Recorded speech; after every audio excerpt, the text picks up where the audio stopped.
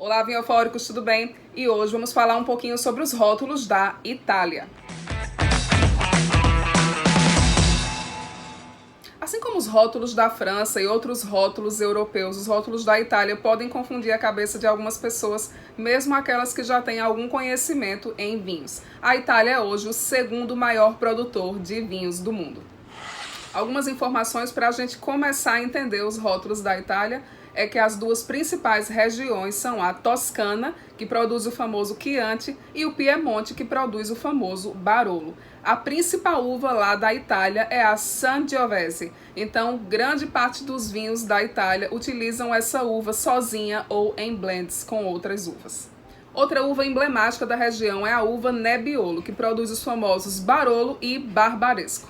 Essa uva também recebe o nome de Chiavenasca. Assim como em outros vinhos, tanto da Europa como de outras regiões, segue a nossa recomendação de sempre dar uma olhadinha no contrarótulo, porque eles sempre trazem informações interessantes para a gente. Alguns termos que podem aparecer em rótulos de vinhos italianos. Ano ou annata é a safra. Amabile ou aboccato significa um vinho meio doce, sendo que o aboccato, na maioria das vezes, ele é menos doce que um vinho amabile. Bianco é um vinho branco. Cantina é uma vinícola. Dolce é um vinho doce. Fattoria é uma propriedade. Um vinho novello são aqueles vinhos que são vendidos logo após a fermentação e que devem ser consumidos em no máximo 3 meses. Um vinho passito são vinhos feitos com uvas passas, com uvas ressecadas. O vinho ripasso ou repassado é aquele vinho que após a elaboração é deixado descansando em cima das borras do Amarone, o famoso Amarone di Valpolicella. E daí você ganha mais corpo, mais complexidade e mais teor alcoólico para esse vinho. Um vinho rosso é um vinho tinto. Um vinho rosado ou chiaretto é um vinho rosé. Seco é um vinho seco. Vendimia é a safra. Vinha ou vinheto é o vinhedo. Então, o que é que nós podemos encontrar no rótulo italiano? Primeiramente, vai vir o nome do produtor, que pode vir como Cantina, Tenuta, Hacienda ou um outro nome de uma marca qualquer. Você vai encontrar a safra, que como discutimos em vídeos anteriores, é o ano em que as uvas foram colhidas. Temos também as denominações de origem, que em ordem crescente de controle seriam classificados em, perdoem meu italiano, tá, gente? Vino de tavola, que são aqueles vinhos que não têm bem uma indicação geográfica típica, não são obrigados a te dar o nome da uva, nem região de produção. Temos também a indicazione geográfica típica, que aí você tem um nível de controle maior daqueles vinhos. Temos também a denominazione di origine controllata, e daí você já encontra alguns vinhos com mais nome no mercado, como por exemplo o Barbera, Dolcetto, Prosecco. E tem, por fim, o nível mais alto de controle que só é dado para algumas denominações, que é a Denominazione di Origine Controllata e Garantita. Se você não encontra nenhuma denominação dessa no rótulo, provavelmente aquele vinho que você está consumindo é um vinho de tavola.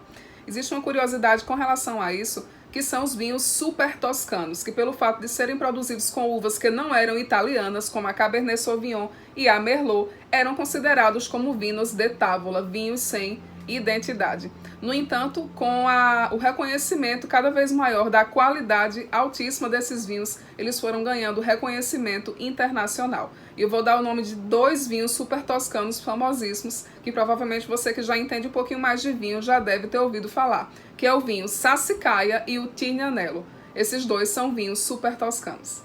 Continuando em nossos rótulos, você vai encontrar também onde aquele vinho foi engarrafado. Então, você vai encontrar a expressão em italiano, imbottigliato alla.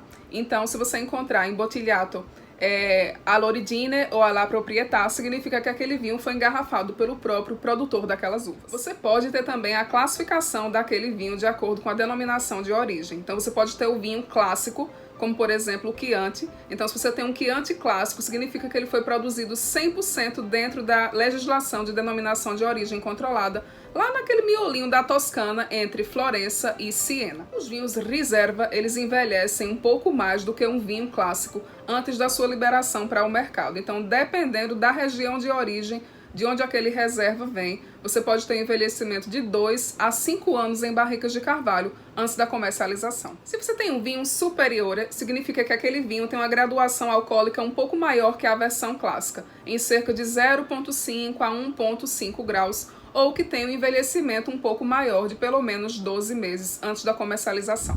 E finalmente vamos conhecer o nome de algumas regiões que podem aparecer nos rótulos italianos e vão te dar a dica de que uvas são utilizadas naquele vinho. A primeira delas é o Amarone della Valpolicella ou simplesmente Amarone. O Amarone é produzido com as uvas autóctones daquela região, que são a Corvina e a Rondinella, na região de Valpolicella. Temos também o vinho Barbera d'Alba, que é o vinho produzido com as uvas Barbera, na região d'Alba.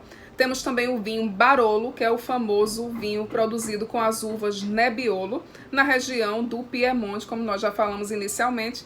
Super complexo o vinho, envelhece super bem. E temos o primo do Barolo, que é o Barbaresco, que é um vinho produzido também com a uva Nebbiolo, só que um pouco mais tânico, um pouco menos complexo e que pode ser consumido um pouco mais jovem que o seu primo. Temos o famoso vinho Brunello. O Brunello ele é produzido com a uva Sangiovese, porém é um clone da uva Sangiovese chamada de Sangiovese Grosso. Temos também o vinho Bardolino, que ele é produzido basicamente com 4 uvas principais, que são a Corvina, Rondinella, Negrara e Molinara. Temos também o nosso queridinho, o Chianti, que aí, como nós já explicamos anteriormente, ele é produzido com a uva Sangiovese. Então, dependendo da região onde ele é produzido, 75% a 100% daquele vinho tem que ter a uva Sangiovese em sua composição. Temos também o vinho Frascati, que é produzido basicamente com 3 uvas principais, que são a Malvasia, Candia e a Trebbiano. Temos o famoso vinho Lambrusco, que é um vinho frisante, jovem e leve, ele serve muito bem como aperitivo.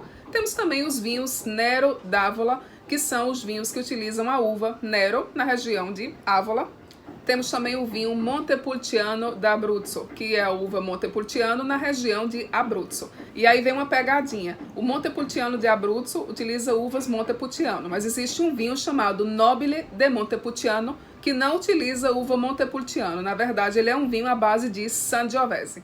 Temos também o vinho Prosecco, que, como já explicamos em vídeos anteriores, é produzido com a uva Prosecco ou Glera. O vinho Prosecco ele pode ser tanto espumante como um frisante. Uma das diferenças básicas entre um espumante e um frisante é que no frisante você tem uma pressão muito menor dentro da garrafa. Além do que, o frisante ele pode ser acrescido de gás carbônico após a fermentação. E finalmente temos o Rosso de Montalcino. O Rosso de Montalcino ele é um primo do Brunello de Montalcino. Ou seja, ele é produzido também com o clone da Sangiovese, a Sangiovese Grosso, porém é um vinho que amadurece muito menos e pode ser consumido um pouco mais jovem.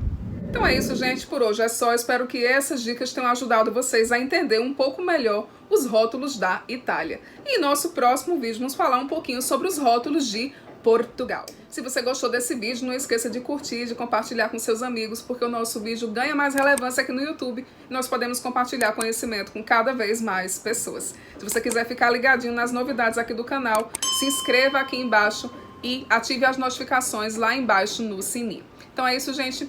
Grande beijo pra vocês. Linda semana.